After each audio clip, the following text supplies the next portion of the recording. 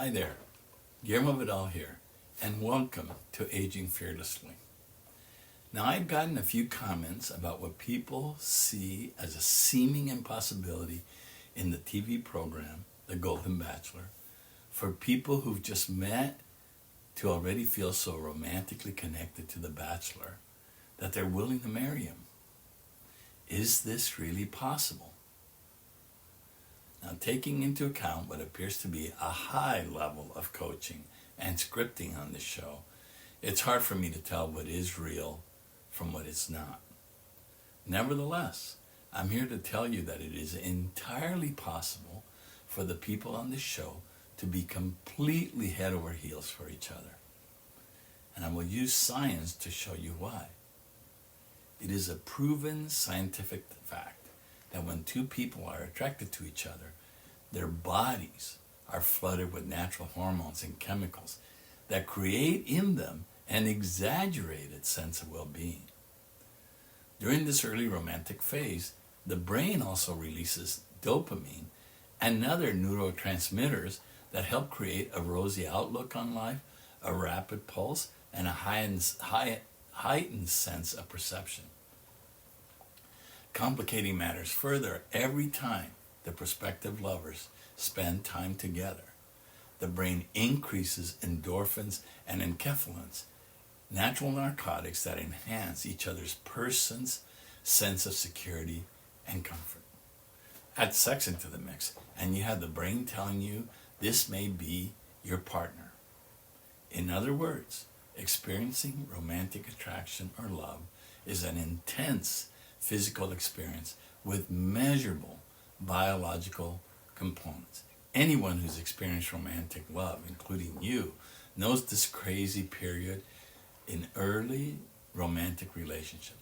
For many of us, this began as love at first sight. Now, there are many literary and mythical references to the sudden change in people when they fall in love.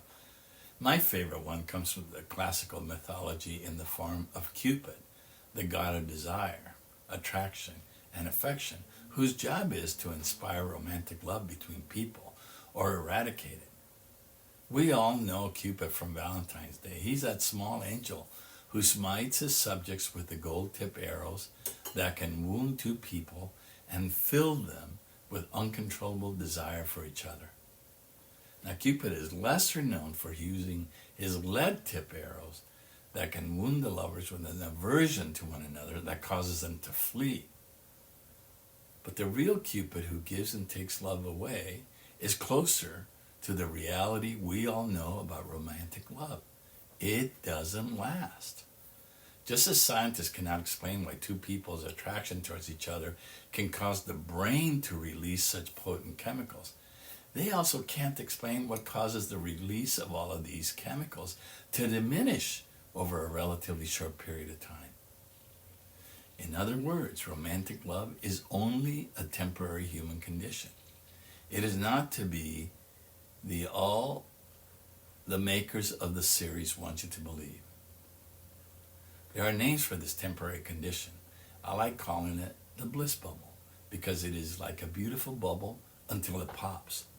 And when that happens, it is like you were with your beloved in a dimly lit room and suddenly someone turns the lights on and you now can't help but see all the cockroaches scurrying for cover.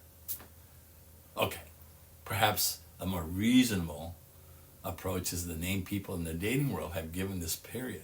They call it the 90-day rule. You may have heard of it. The idea being that anyone can be in their best behavior for 90 days, but on the 91st day, their demons come out. Using 90 days might be a little bit too specific a time, but my experience has taught me that when you're in the early days of romance, everything is rosy. It takes about 3 to 4 months before you begin to see the true essence of a person. And it is at this point that true love has a chance to be born. Because now romantic partners have a truer sense on who the other person actually is. This to me is the point of choice between two prospective romantic partners to love, support, and encourage each other to be who they are and then who they need to be in the present and who they need to be in the future. Imagine the situation being presented by the makers of the Golden Bachelor. We're expected to believe that after the limited exposure the contestants on the show have with the main character, that he'll be able to pick one of them to, as he says, spend the rest of his life with.